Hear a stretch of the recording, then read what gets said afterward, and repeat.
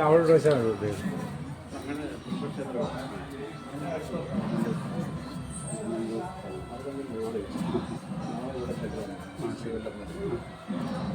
നമ്മുടെ സമർപ്പണം ഭഗവാൻ സ്വീകരിക്കണമെന്നില്ല.